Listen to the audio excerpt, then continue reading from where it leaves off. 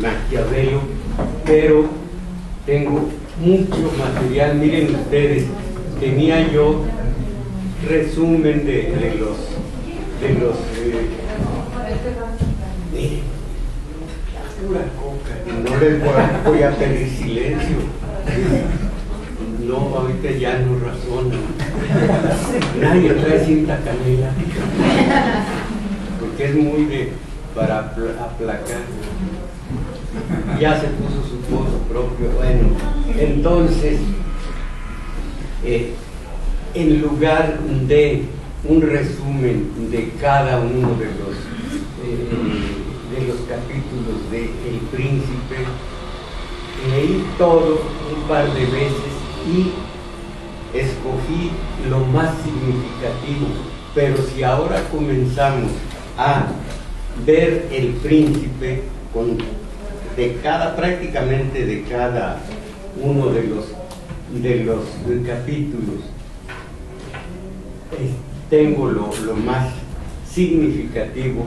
Lo único que no he seleccionado es guerras. Cuando este duque, aquel conde, le hizo esto, no tiene mucha aplicación en nuestro país. Lo demás sí, es interesantísimo, es ilustrativo, nada más con pensar no en el 1516, fue cuando 1516 cuando se ubicó, sino en el día de hoy. Tiene mucha aplicación, es de hoy.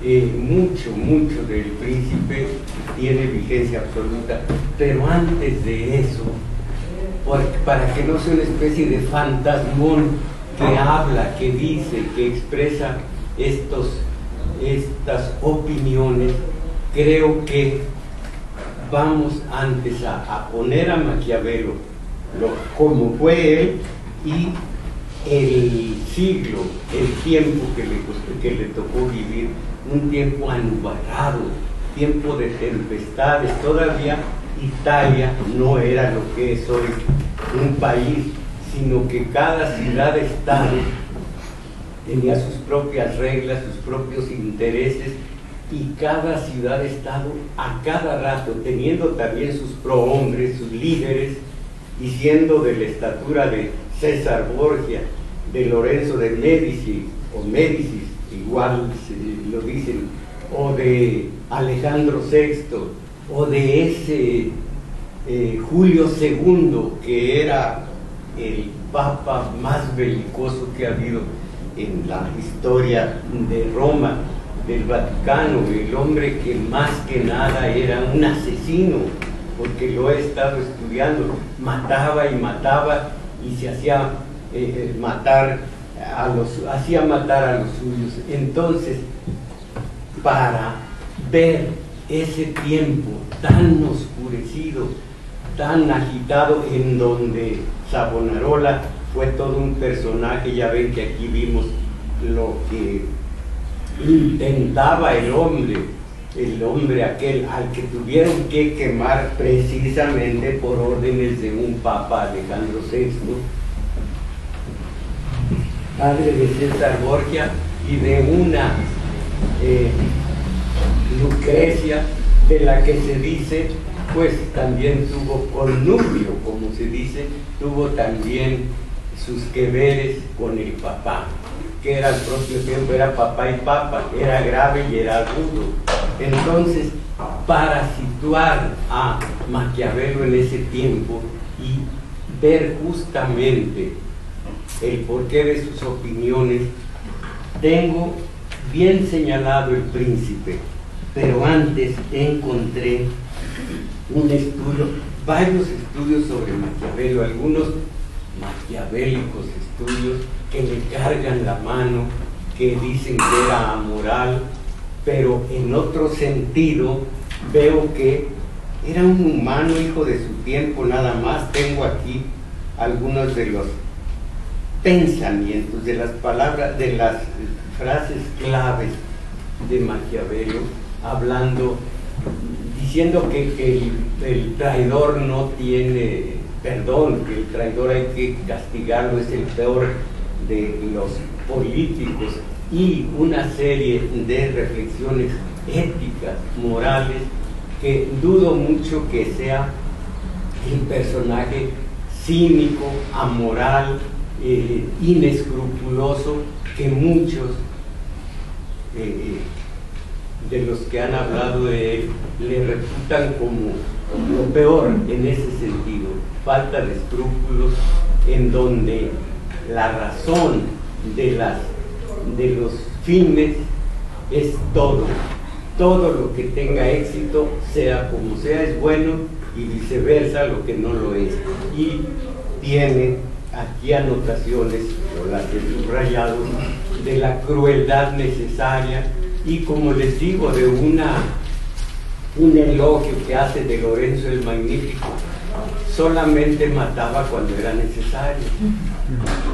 Pero por lo mismo hay que ver ese tiempo en donde había derramamiento de sangre en exceso, de todos contra todos, en donde había traiciones, guerras, estaban vigentes las cruzadas, que fueron una muestra de salvajismo por parte de la catolicidad, esta catolicidad de Pedro el Ermitaño, que tenía un pregón, y con eso incendió Occidente contra Oriente, y el pregón era: Dios lo quiere, Dios lo quiere, y allí van todos con el incendio verbal de Pedro el Ermitaño.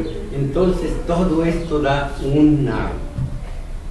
un tiempo muy interesante, y si lo conocemos sabremos por qué un burócrata de segunda, un hombre muy moral con el dinero que le mandaban, casi en un principio como escribiente, que tenía buena letra, decía: se gastó en esto, en una mula, en una ropa, en unos, iba a decir en unos tenis, en unas calzas, y todo el hombre era honesto.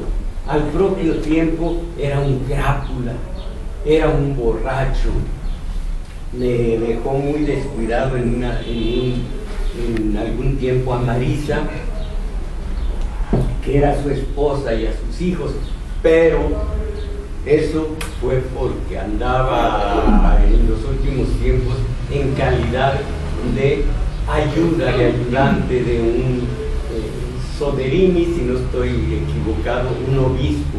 Entonces, pero en cuanto le quitaron todos sus cargos, por poco le cuesta la vida, se fue a vivir en una pequeña casa que tenía en las afueras de Florencia, y es allí donde les digo que mandó una carta a su amigo, y se ve claramente cómo pensaba, cómo actuaba. Decía: muy temprano me voy a casar, perdices, la comida, asegurar la comida. Después de eso me voy a empiojar, allí está la discriminación, a empiojarme en la taberna, a jugar un juego de una especie de dominó, o no sé cómo se llama. Me voy a empiojar con ellos. Racismo es la palabra, más discriminación y racismo. Vengo ya que me empiojé con gente muy menor, me visto de gente decente, y durante unas 4 horas me pongo a escribir, le dice a su amigo, un ensayo sobre el Estado, que luego te envío para que me des tu opinión. Allí habla del Estado, del poder, de la Iglesia, de sobre todo el poder y el Estado. Al final del Príncipe tiene una exhortación a los líderes, concretamente, a los líderes de Florencia, para que salven país, ciudad-estado, se ve que amaba a Florencia, pero nunca se desborda, nunca se desborda en sentimentalismos. El hombre es objetivo, seco, clarísimo, contundente en sus opiniones, y es curioso porque allí es el doctor Jekyll, pero en su vida privada, cuando tenía oportunidad, era Mr. Hyde, porque andaba de mujeriego y andaba bebiendo, y si la ocasión lo permitía, haciendo tecitos de coca, todo lo que significa esa alegría del bon vivant, del hombre que sabía vivir dentro de su áurea mediocridad, porque nunca fue un hombre que se distinguiera en medio de hombres tan grandes y de familias tan grandes como los tales Orsini, Ferrara, los Medici y los Borgia. No, era un ente menor. Sin embargo, imagínense lo sugestivo que fue su libro, que no es muy grueso, que digamos, lo sugestivo que fue que no hay edición de El Príncipe que no tenga, que no diga con anotaciones de Napoleón. A veces Napoleón, he visto las anotaciones, dice, no tiene razón, es tonto, a veces, pero qué maravilla. Yo estoy haciendo lo mismo que él predica, complementando un libro esencial para cualquier político. Yo creo que si a México se quiere ser buen político, no político bueno no hay. Buen político, 2 libros creo que son claves: conocer El Príncipe y El Arte de la Guerra de Sun Tzu. Esos 2 son la guía, lo que se llama el Bacchiano o Baccheano, ambas palabras son correctas. El Bacchiano, que va marcando, que va llevándolo a uno por este camino sinuoso, por este tremedal, por este pantanoso camino de la política. Saber qué es lo bueno, qué es lo malo. Y miren cuántos años, cuántos siglos, más de siglo y medio de uno, y cuánto tiene el otro, de 1516, 1500 al día de hoy. Yo no sé cuántos siglos, ¿cuántos? 600 años, y tienen una vigencia bárbara. Me acuerdo así, no, nada más por encima, he leído a los 2 autores. El secreto para ganarle al enemigo es: si es débil, aparentar ser fuerte; si es fuerte, aparentar ser débil; si está lejos, aparentar que está cerca, y viceversa. Si se va a atacar, aparentar que está en receso; si está en receso, aparentar. Pero unos consejos valiosos. Y sé ahora que un tipejo que detesto,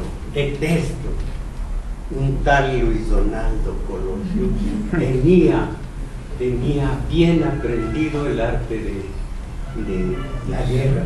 Pero en fin, miren, saqué del libro, para no estar molestándome en fotocopias, este estudio que, entre los que conozco, aquí mismo tengo otros estudios de Maquiavelo, pero este habla del tiempo en el que vivió Maquiavelo, y me parece muy ilustrativo. Si no lo terminamos hoy, le seguimos, como dice el Jerásimo, dentro de 8 días seguiremos continuando. Bueno, miren, ¿cuándo nació Maquiavelo?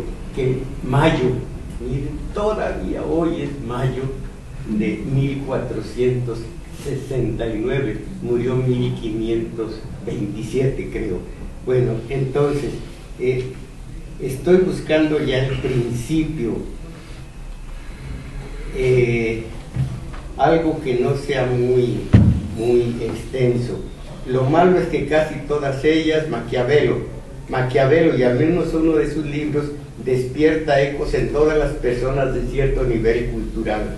Lo malo es que casi todas ellas, si se les preguntara, solo podían decir que fue italiano y que escribió un libro en el cual se recogen y exaltan las más frías y retorcidas ideas aplicadas a los métodos de gobierno, generalizadas después de cualquier individuo calculador y falto de palabra. Se dice que es un Maquiavelo. De cualquier acción cínica y deshumanizada se dice que es maquiavelismo, y ustedes saben que así es, porque uno no ha leído Maquiavelo, y esto es el horror. Cuando uno no ha leído Kafka, dice, no, esta situación un poco extraña, es kafkiana, y el horror que todos repiten. Si Kafka fuera mexicano, sus libros serían costumbristas, puro lugar común que uno oye a otro y lo repite y lo repite. Y la de la Biblia, caramba, no conocen la Biblia, pero cómo la repiten. Aquí les he hablado, les hablé de Noé. No cualquier estudio puede profundizar en eso de no mirarás la desnudez de tu padre, de tu hermano, de tu hermana, que es no cometerás incesto. En la Biblia, les digo que yo tenía un amigo, no sé si viva todavía, en Texcoco, que sabía de muchas cosas, de prácticas, entre otras cosas de mecánica. Yo tenía una carcacha y le decía, voy para allá a ver si alcanzo a llegar, porque anda fuera de tiempo y cascabeleando el coche. Decía, aquí lo arreglamos porque mire, dice la Biblia. Oiga, no me echen, ¿cómo de que la Biblia para poner a tiempo una carcacha? Así de machacón es quien se aferra a la Biblia para salir de allí dogmático, prejuiciento y demás. Entonces, Maquiavelo desde joven mostró una dualidad curiosa que persistió hasta su muerte. Por un lado era profundamente serio y perspicaz, analítico, sin la menor gota de sentimentalismo, cosa que es cierto. Por el otro, amigo de la vida divertida y alegre, propenso a las francachelas y a los amoríos fáciles. Qué curioso, era humano, sin más. No hay nada extraño que así sea el humano. Florencia era un gran centro industrial, mercantil y financiero, la ciudad más dinámica de Italia y una de las más vitales de Europa. Florencia y Génova, cuánto se beneficiaron con el horror de las cruzadas. Florencia utilizaba ya las letras de cambio, y una nueva y poderosa burguesía sustituyó a buena parte de los antiguos nobles del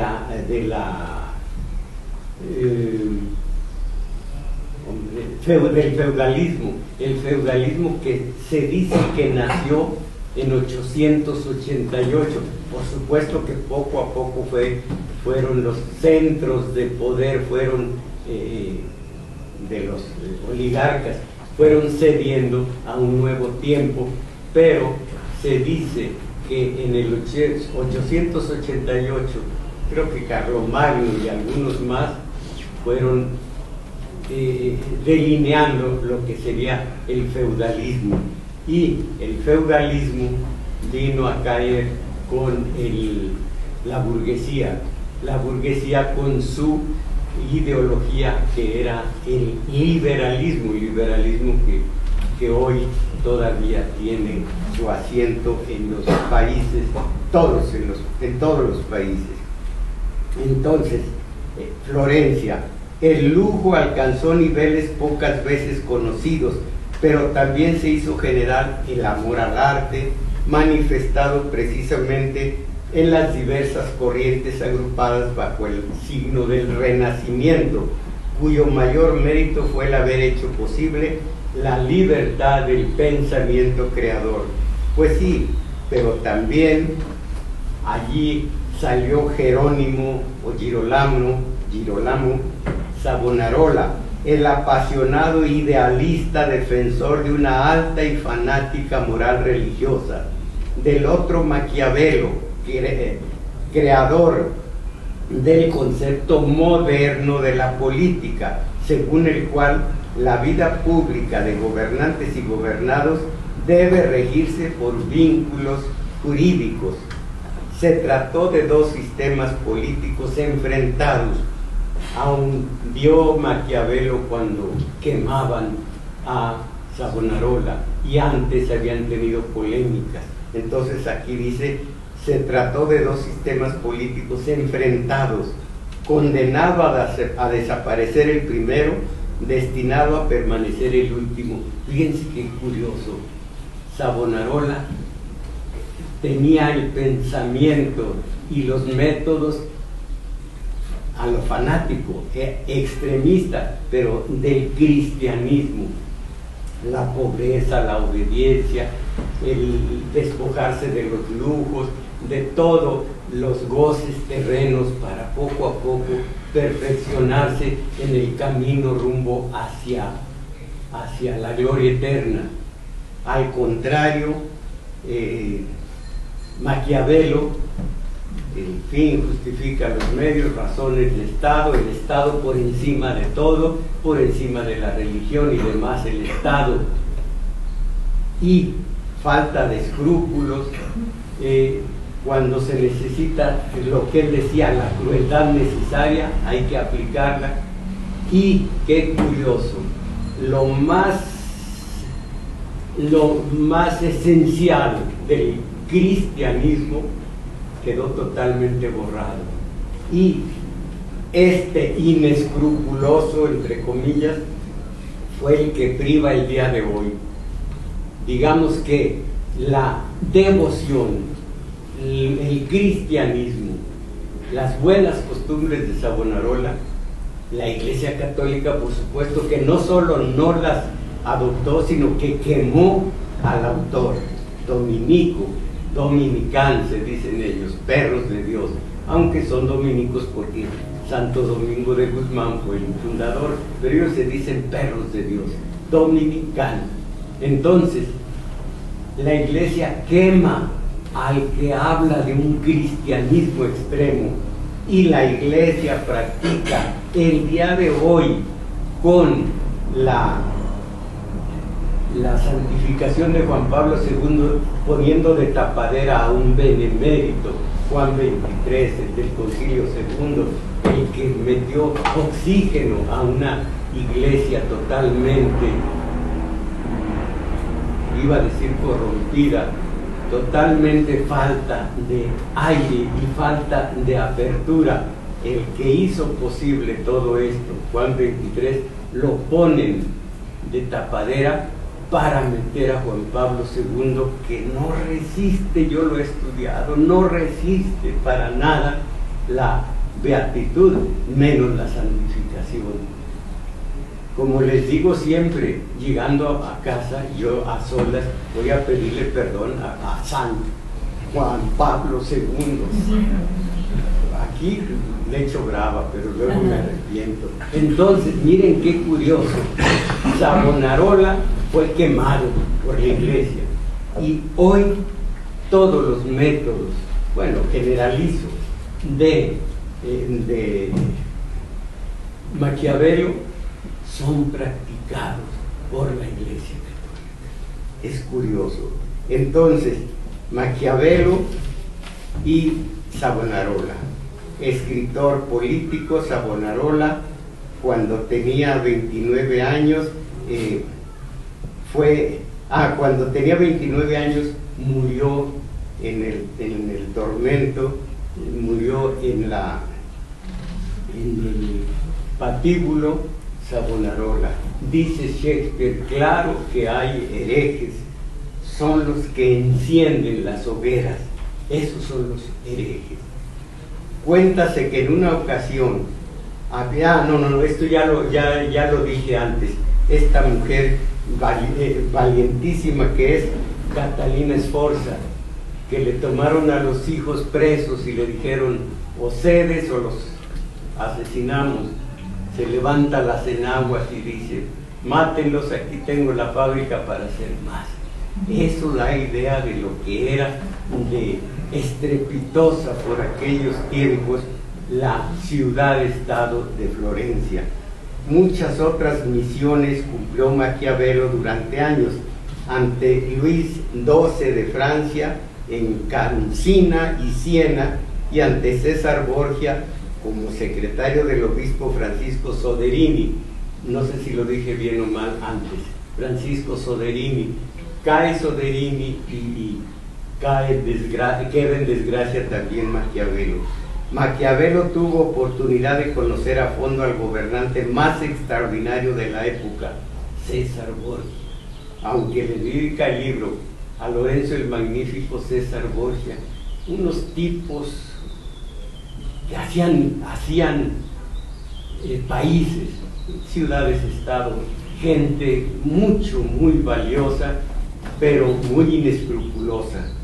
De notable complejidad elegante este César Borgia, de presencia dominadora, discreto o francamente rudo, fastuoso, con arranques de sorprendente sinceridad, dado a los amoríos apasionados y relampagueantes, espléndido con los artistas que abundaban en su corte, audaz hasta la temeridad e improvisador, irreflexivo sin planes meditados hacia el futuro, porque César Borgia es el alma de toda esta Florencia en la que vivió Maquiavelo, por más que vivió primero arrimado a Lorenzo el Magnífico.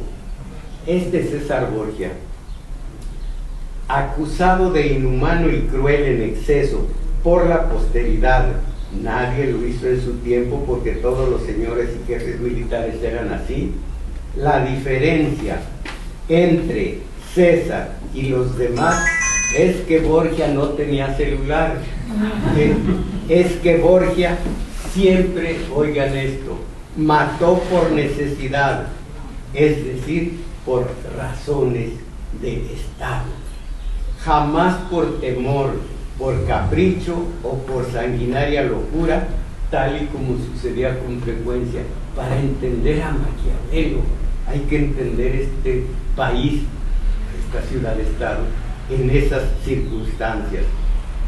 De él, de César Borgia, se ha dicho que argumentaba con tal fuerza de razonamiento que disputar con él sería cosa difícil, pues el ingenio y elocuencia tiene cuanto quiere, en contra de la opinión común tan superficial y carente de espíritu analítico que quiere presentarlo como un monstruo insensato. También se ha señalado que, si así fuera, nadie podría explicarse entonces su rápida conquista de parte de la Toscana y de toda Romaña, la sumisión de los mejores hombres de armas de Italia, la adhesión de tantos nobles cerebros y elevados espíritus, el amor general de los súbditos, la fidelidad de sus últimos soldados que todavía luchaban y morían por él cuando ya estaba perdido, y la clarividencia en organizar civil y económicamente los países conquistados, contrastando con la voraz y vulgar rapiña en boga. Todo un personaje junto al cual estuvo Maquiavelo y del cual tomó tantísimas experiencias y observaciones para hacer El Príncipe. Durante 3 meses y medio, Nicolás Maquiavelo estuvo cerca de César Borgia, siguiendo y observando sus decisiones en circunstancias graves y dramáticas. Así que fue César Borgia, hijo de Alejandro VI. Ello fue, bueno, de cuando, enero del 1503 a 3 meses después. Varios condottieri que estaban a su servicio de César Borgia. Esto, bueno, varios confabulados, varios de ellos, no nos dice nada, Vitelloso, Oliverotto, varios Orsini, confabulados poco antes de Maioni contra él, contra César Borgia, esperando el momento oportuno para evidenciar su traición, siguieron obedeciéndolo mansamente a César. Así, cuando se le comunicó a César el 29 de diciembre que la ciudad de Sinigaglia se doblegaba ante el ataque de los citados condottieri, pero que solo quería rendirse a él personalmente, decidió acabar con el problema. Llegó Borgia a las puertas de la ciudad, donde se encontró con sus mencionados lugartenientes, los traidores. Los saludó con las más exquisitas muestras de cordialidad y los invitó a conferenciar en el palacio. A los pocos minutos de iniciada la conferencia, César Borgia, con un pretexto, salió de la habitación y de inmediato penetró en ella un grupo de soldados que apresó a todos los que en ella se encontraban. Esa misma noche, al amanecer, Oliverio, todos los demás, fueron estrangulados en el calabozo donde estaban recluidos, y asimismo los Orsini fueron muertos poco después. Con esas maneras tan suavecitas a sus lugartenientes que lo iban a traicionar, pues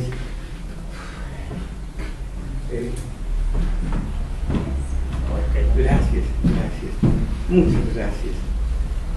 Pero en esta terrible decisión no hubo el menor rastro de venganza. Quienes murieron eran crueles y voraces señores feudales asociados a César por simple conveniencia y dispuestos a traicionarlo cuando creyeran que eso podría beneficiar a sus particulares intereses. César trataba de crear un fuerte estado en el centro de Italia y no podía tolerar que se interpusieran en su camino ambiciones menores. Les repito, todo esto es la materia prima del Príncipe, que es la materia prima de lo que hoy está ocurriendo aquí en Estados Unidos, en todas partes. Así que hay que saber de dónde se nutrió Maquiavelo para sus opiniones. Así, cuando se le reveló a César, así cuando se le reveló con claridad, muchas gracias, no importa, estoy atascado de coca, pues ¿qué me va a...? Hasta frío me parece. No me lo he tomado. Así, cuando se le reveló a César con claridad que no era posible conjugar los encontrados intereses, decidió y llevó a cabo la eliminación de sus enemigos en la única y expedita forma que era común entonces, por más que hoy nos repugne el hecho. Los asesinaba sin más. Maquiavelo, que analizaba los acontecimientos en función de su beneficio respecto a los altos objetivos del Estado, siempre tenía el Estado enfrente. Justificó y elogió esta decisión extrema de César Borgia, y esto ha hecho que muchos historiadores hayan unido ambos nombres y lanzado sobre ellos un juicio implacable. Esto para mí es falta de contexto. No se dan cuenta cómo era entonces Florencia. Por lo mismo, si la Biblia o los hechos de los Borgia los colocáramos el día de hoy, pues sería asqueroso. En la Biblia ya saben ustedes que estaba totalmente, era una práctica el incesto, cosa que ahora la practica uno solo por necesidad. Entonces lanzar sobre ellos, sobre Borgia y Maquiavelo, un juicio implacable. Quienes así piensan parecen carecer de la, aquí está, de la debida perspectiva histórica. Para estudiar la figura de Maquiavelo el asesinato en sí, cosa frecuente, no es lo importante, sino los fines que se pretendan obtener gracias a él. Esto es Maquiavelo.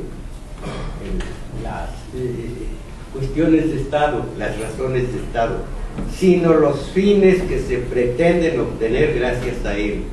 Pasarían siglos, nacerían y se desarrollarían nuevos conceptos de la vida política antes de que se impusieran otras formas menos violentas y expeditivas de anular a los opositores, aunque a veces todavía hoy se sigan usando tales métodos, aunque ya carezcan de justificación. Ahora la gente es inteligente. Ahora las masas no necesitan que maten a los opositores. Las masas son tan inteligentes que viene un Antonio Solá español y pone por López Obrador, hablando de López Obrador, un peligro para México. Ahí está, inteligentísimas las masas. Como tiene el poder, tiene la televisión, también la radio comercial y los periódicos, pero la televisión es mucho más decisiva. Ahí tienen una sola frase: ¿para qué asesinatos si López Obrador es un peligro para México? Ya con eso. A propósito, aunque no viene muy a cuento, pero creo que sí, han leído ustedes los sueldos que aporta el gobierno federal, que no tiene por qué aportar, a los comunicadores, a los conductores de programas.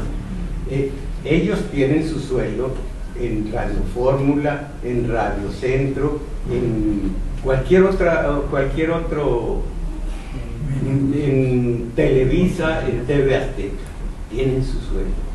No tienen por qué recibir dinero del Estado, no tienen por qué recibir dinero de nuestros impuestos para ellos.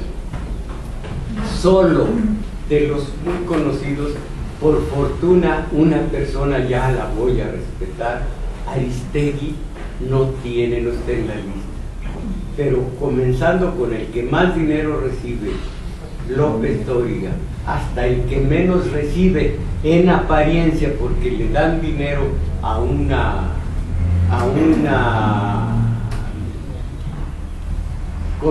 corporativo que tiene él, que es Ricardo Alemán, casi 900,000 pesos al mes recibe López Dóriga, pero del gobierno.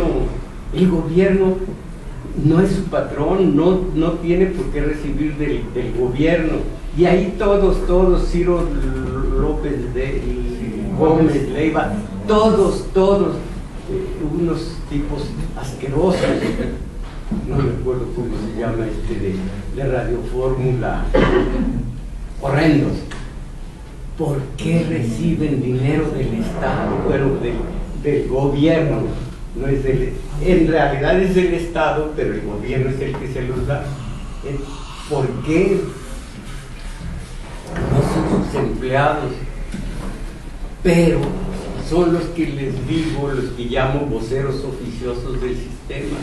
Ellos son los que hicieron que un peligro para México perdiera la presidencia, aunque para mí no iba a haber cambio ninguno con él. Pero en fin, qué inteligentes son las masas.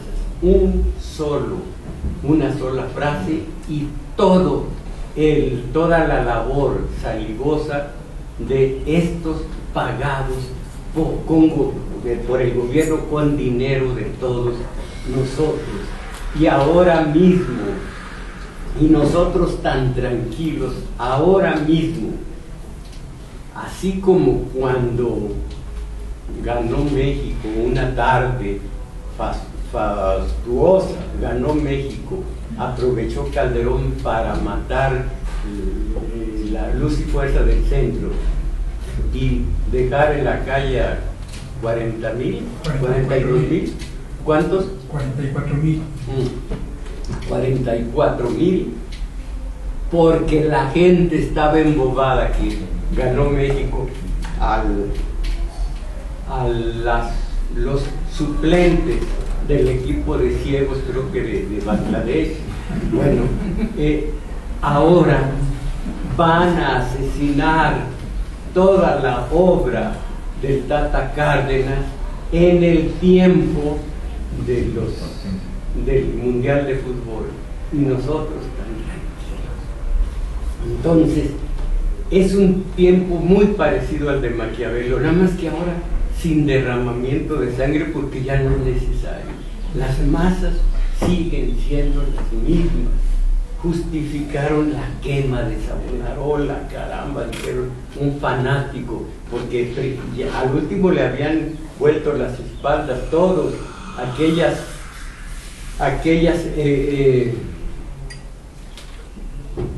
fogatas de la vanidad ya estaban proscritas por las masas, que lo quemen y lo quemaron.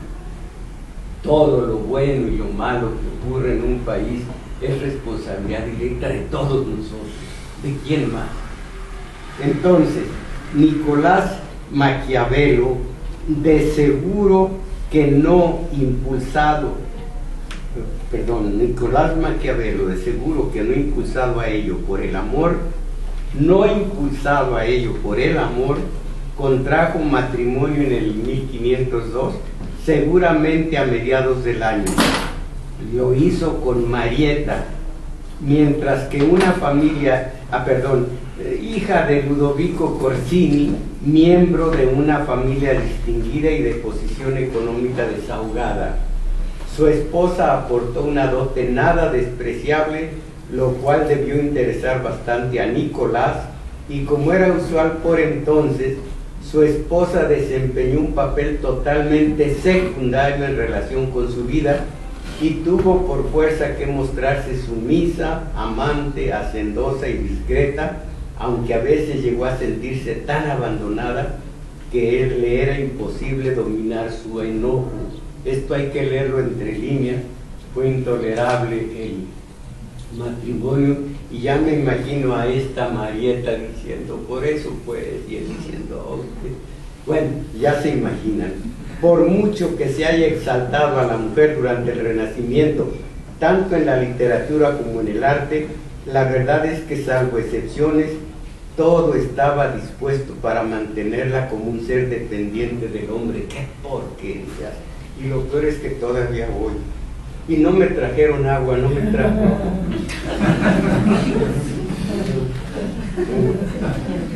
La mayor parte de ellas, la mujer, no recibían de la sociedad ni siquiera la posibilidad de obtener una cultura mínima, y el índice de analfabetismo entre las mujeres era elevadísimo. Ni siquiera en el hogar se le permitía autoridad alguna. Las casadas sabían que sus esposos gozaban de plena libertad sexual con quienes se enamoraran y pagaran. Lo más asqueroso, que se pague por la sexualidad. Pero a ellas, aun los escritores más licenciosos, les exigían en todos los tonos mantenerse castas, en comedida espera a que el esposo se dignara utilizarlas para lo casi único en lo que se les tenía en cuenta, los placeres del lecho. Y en realidad eso era mínimo, porque ya después en las cortes, lo hemos estudiado aquí en las cortes de Francia, en las cortes de cualquier monarca, los nobles tenían su compañera, y en la casa tenían una esposa nada más para lo elemental. Nicolás y Marieta tuvieron 5 hijos, de los cuales 4 fueron varones, y a todos ellos los quiso entrañablemente, aun cuando durante sus años al servicio de los Médicis, sus constantes misiones lo mantuvieron apartado de su familia durante etapas más o menos largas. Un burócrata, no destacó en nada, y el fanático Girolamo incendió Italia, y Savonarola, ya quien recuerda sus prédicas, Y este condenado librito, aquí lo tienen como lectura obligada de los políticos.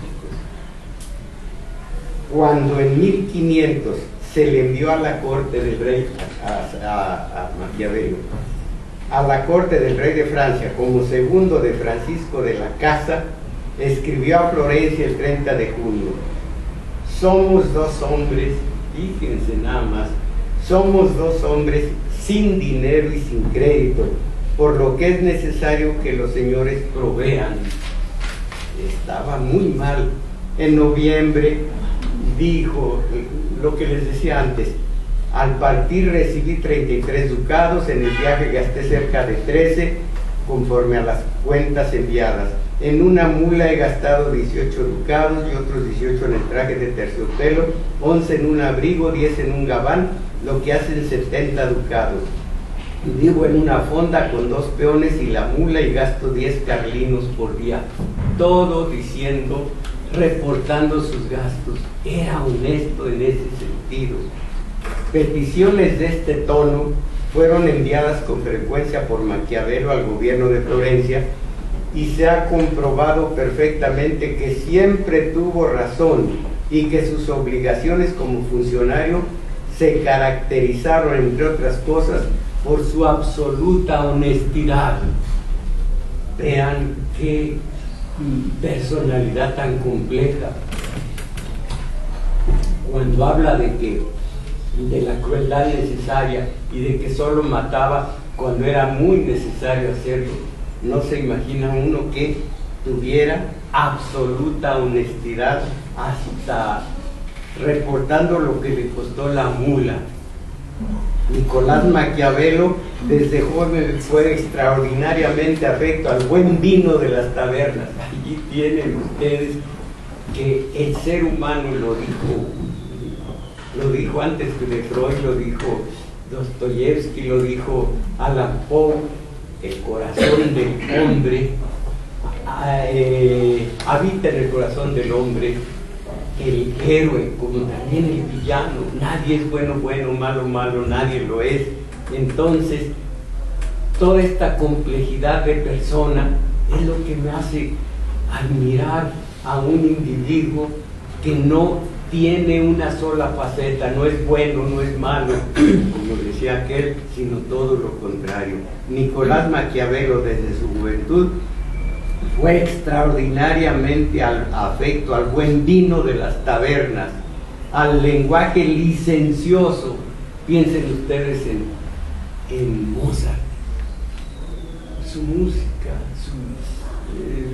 sobre todo óperas como Don Giovanni, La flauta mágica, Las bodas de Fígaro, y que era un condenado joven propenso a la escatología, con chistes asquerosos que les he leído. El hombre iba junto con otras gentes, músicos, en un carruaje de aquellos, no me acuerdo cómo se llaman, berlina y demás, iba diciendo todas las escatologías que se le ocurrían, asqueroso, y sin embargo era Mozart. Beethoven, sus borracheras, su pestilencia, su cuarto donde se quedaba la comida, porque siempre estaba malo del estómago, apestosa, la comida ya echada a perder.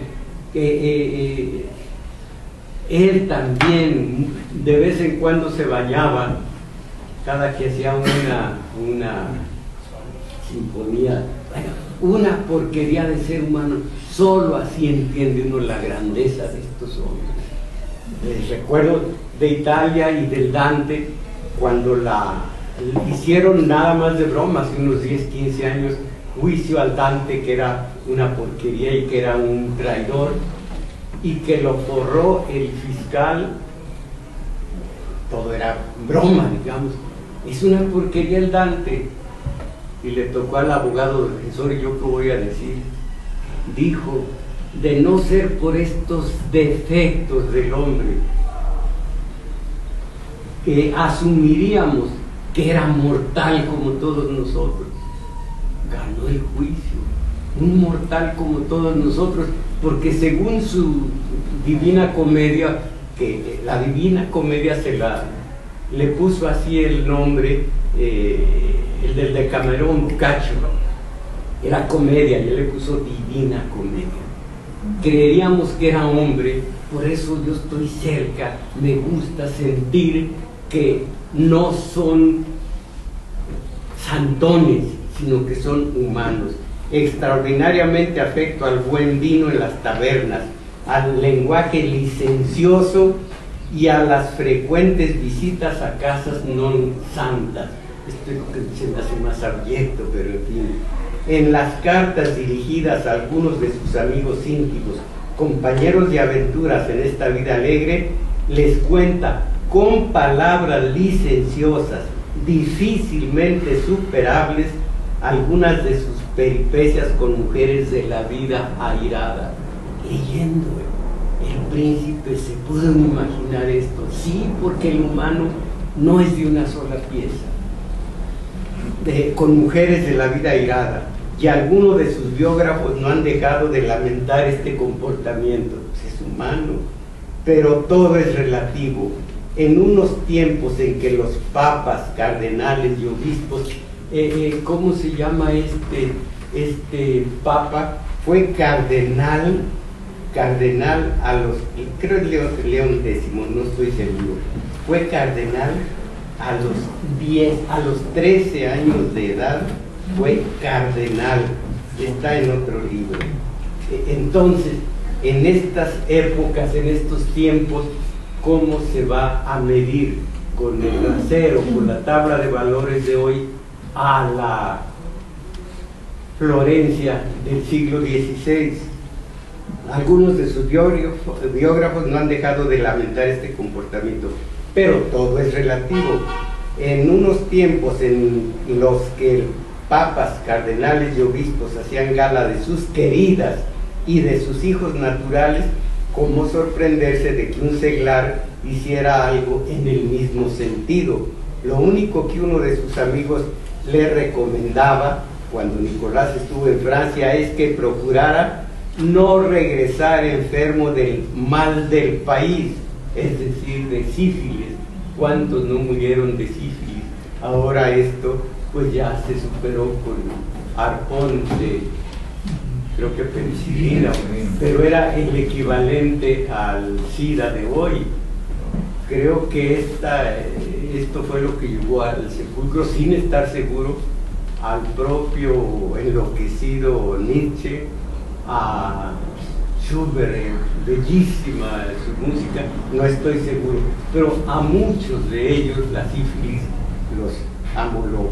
Entonces, el feroz escarmiento que hicieron en Prato las fuerzas de la Liga con el aquí está, ya estoy pasando muchos párrafos. La derrota de Francia por los ejércitos de la Santa Liga en 1512 significó el desplome del gobierno republicano de Florencia y de Piero Soderini, el protector de Maquiavelo. Ahora, oigan esto: el feroz escarmiento que hicieron en Prato las fuerzas de la Liga con el beneplácito del cardenal Médicis, que entonces todavía no era Alejandro VI, delegado del Papa Julio II, que fue el carnicero mayor, el saqueo de Prato se prolongó durante 20 días y a lo largo de él todas las mujeres de la ciudad fueron violadas, todas las casas robadas y todos los hombres asesinados. Quien sería sumo pontífice, que era cardenal apenas, Alejandro VI, quien sería sumo pontífice tan solo un año después, ante tal barbarie, solo tuvo estas palabras en carta dirigida a Julio II: el espectáculo ha sido cruel, mas elevará sin duda por su severidad resistencias posteriores. Fíjense qué manera de justificar 20 días de saqueo en donde todas las mujeres fueron violadas, en fin, que diga un cardenal que un año después sería sumo pontífice: el espectáculo ha sido cruel, mas elevará sin duda por su severidad resistencias posteriores. En esta situación, Nicolás Maquiavelo, que siempre había ayudado a Soderini, amigo suyo verdadero, le vuelve la espalda, otra faceta de Maquiavelo, traidor, y él habló contra los traidores. La traición es lo único imperdonable, dijo él, y fue traidor y se iba al árbol que más sombra daba. Bueno, en esta situación Nicolás Maquiavelo, que siempre había adulado a Soderini, amigo suyo verdadero, le vuelve la espalda e incluso se burla de él en poemas lamentables.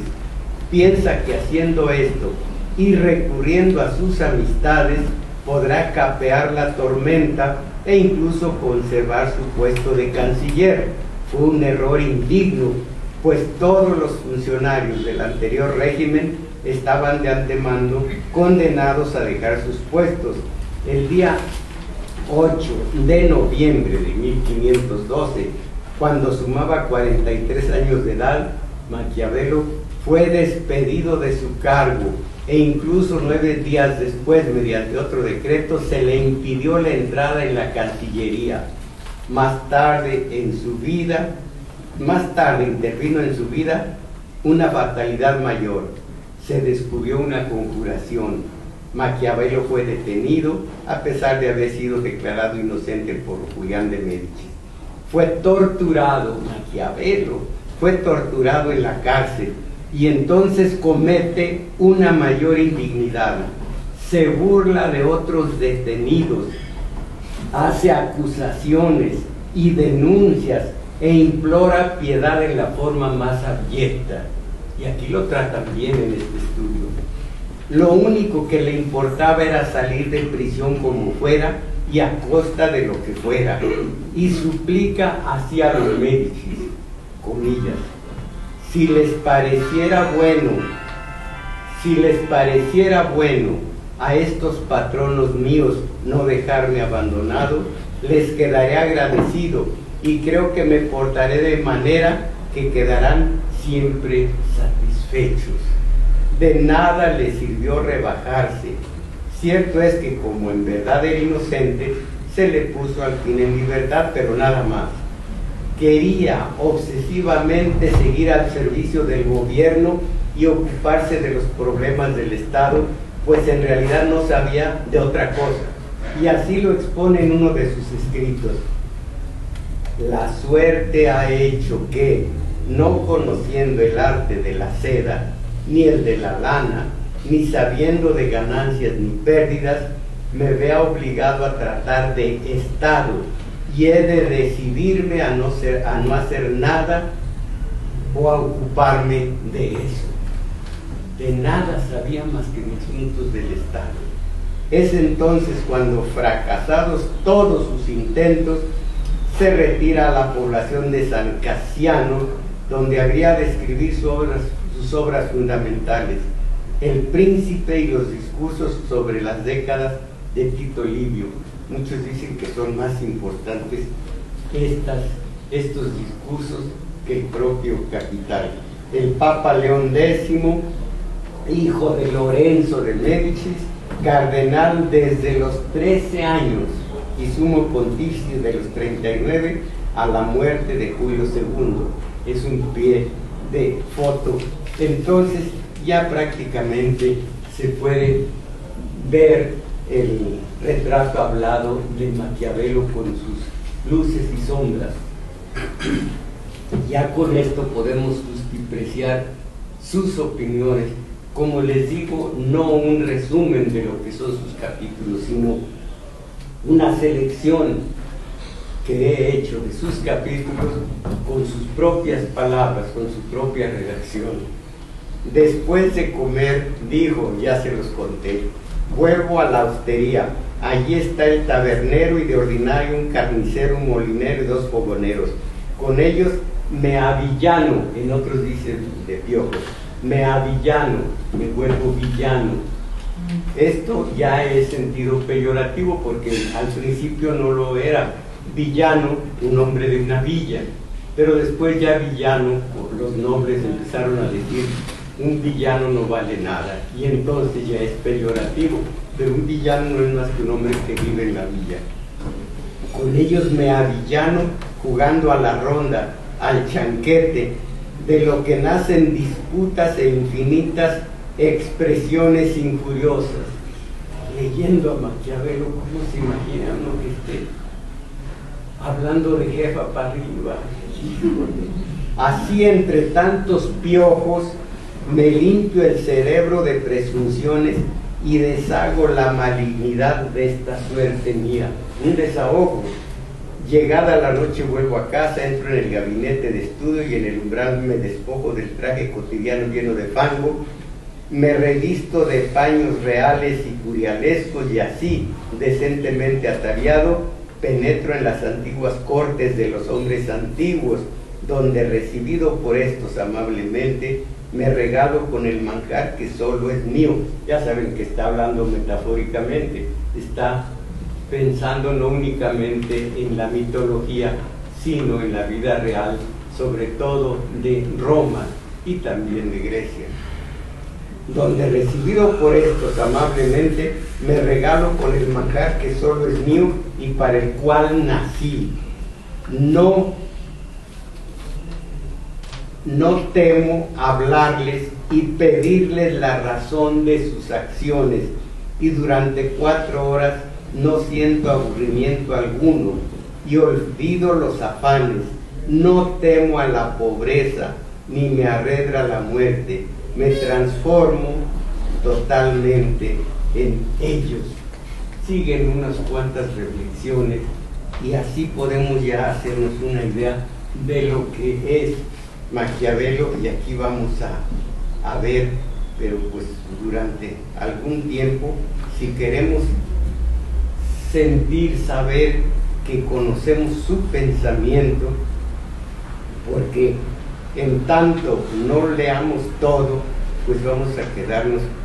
Estoy buscando alguna anotación que haya hecho yo al margen, porque yo sí hago buenas anotaciones. No, Napoleón, soy mejor que Napoleón, por supuesto. Pues no encuentro, pero va aquí, no encuentro, pero en cuanto al ejercicio de la mente, el príncipe debe estudiar la historia. Piensen, ¿cómo se llama este tipo? Peña. En cuanto al ejercicio de la mente, el príncipe, y ya se sabe que es el príncipe o gobernante, debe estudiar la historia, examinar las acciones de los hombres ilustres, ver cómo se han conducido en la guerra, analizar el porqué de sus victorias y derrotas para evitar estas y tratar de lograr aquellas, y sobre todo hacer lo que han hecho en el pasado algunos hombres egregios que, tomando a otros por modelo, tenían siempre presentes sus hechos más celebrados. Y aquí dice como Alejandro, Escipión, Ciro. Este Ciro no solo es un espléndido líder, sino que lo que aquí recomienda Maquiavelo, yo lo hice hace mucho de leer la Ciropedia. Dice: quien lea la vida de Ciro, escrita por Jenofonte, reconocerá que la vida de Escipión, la gloria que le reportó el imitarlo, y cómo en lo que se refiere a castidad, afabilidad, clemencia y liberalidad, Escipión se ciñó por completo a lo que Jenofonte escribió de Ciro. Es una espléndida obra la de Jenofonte, se llama la Ciropedia. Y Ciro era generoso. Ciro le perdonó la vida a Creso, que cuando ya estaba en la hecatombe. Alguien sabe lo que es hecatombe, ¿verdad? No se acuerda, dígalo. Muerte de 100 bueyes. De 100 bueyes. Cuando estaba en la hecatombe no estaban los bueyes, pero ya se llamaba hecatombe. Ya para ser quemado, Ciro vio que Creso, que era el hombre más rico de Asia, apagaba las llamas una lluvia inesperada, todo esto es pensamiento mágico. Y se acercó Ciro y lo oyó hablar.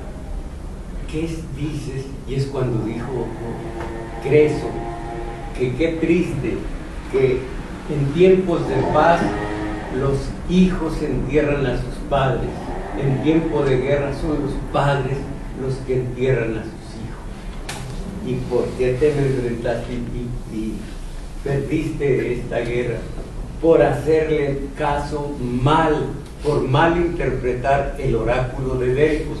Fui al oráculo de Delfos, pregunté, se supone que la sacerdotisa oye los oráculos que le dice a Apolo, que es el verdadero Dios del oráculo de Delfos. La sacerdotisa recibe un humazo y se dice que era algo tóxico, como lo que aquí trajeron descalificadas para que todo el mundo ahorita trajera la vista fija, pétrea, y que apenas, bueno, entonces preguntó Creso, ¿qué me sucederá si ataco a Ciro? Y le dijo la sacerdotisa, le señalan el nombre más bello, sacerdotisa, pero no pitonisa, otra. Bueno, le dijo, si atacas a Ciro, destruirás todo un ejército. Ah, pues voy sobre seguro. Dice, el ejército que destruí fue el mío. Eso no me lo dijo la sacerdotisa, la pitonisa, pero hay una palabra bellísima. Bueno, entonces, y curiosamente Creso tiempo antes había recibido a Solón y le dijo, mira mis riquezas, ¿quién crees que sea la persona más feliz de la tierra? Y dice, esperaba lógicamente que dijera Solón, tú tienes oro a pasto, tienes todo. Y le dijo Solón, la persona más feliz es una madre de familia de Grecia. ¿Cómo una madre de familia? Sí, cuando entró a Atenas, sus dos hijos quitaron el caballo y la bestia que arrastraba la carreta, y se colocaron ellos y llevaron hasta el centro de la ciudad a su madre. Esa madre es la más feliz que conocí, la persona más feliz. Se enojó Creso, echó a Solón. Más tarde el oráculo lo dijo, destruirás todo un ejército. Fue el ejército propio. Ciro fue tan generoso cuando lo oyó hablar que le perdonó la vida, lo tomó de consejero y no se arrepintió. Y una leyenda que cayó por los hechos que cuenta Genofonte. Ciro tenía cerca a Gadatas, uno de los guerreros más valientes de todo el ejército, y él no era persa, que los persas se habían liberado de los medos y se fueron contra Mesopotamia. Entonces Gadatas era uno de los más valientes, pero era uno de Mesopotamia que se había acercado al ejército invasor y decía a Ciro, tú no temes morir aunque no tienes descendencia, porque la reina, no me acuerdo en este momento el nombre, había mandado emascular a Gadatas, y Gadatas era de los más valientes, así que hay esa exaltación de lo que ya saben en el varón, pura mentira. porque Gadatas hasta más livianito estaba para entrar, y era feroz porque quería vengarse de quien así mutiló su cuerpo. Y decía Ciro, quiero un baño de sangre, y se fue contra la ramera de la Biblia, contra Babilonia. Lo curioso es que de todo lo que hizo para lograrlo, logró tomar la reina de aquel lugar. Tenía un hijo. Ciro mató al hijo, no él, sino en la guerra, su ejército. Se vino ella, caramba, tiene un nombre bellísimo, sonoro, a ver si entre 8 días me acuerdo y les digo, y vence a Ciro. Y entonces dice, ¿querías un baño de sangre? Mandó un tonel grande llenarlo de sangre de persas, de los de Ciro. Cortó la cabeza de Ciro y la metió.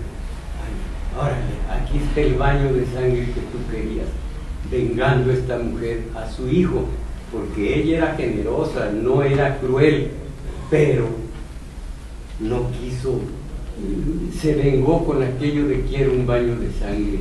La Ciropedia de Genofonte dice todo esto y es bellísimo, y es lo que Maquiavelo recomienda para tomar lo bueno que tuvo Ciro, que fue uno, como les digo, uno de los líderes, de los guerreros más buenos, más generosos. Después de él veo yo a Alejandro, no más que Alejandro era hijo de sus pasiones. Antino se llamaba su mancebo, muere Antino y casi se muere de tristeza Alejandro.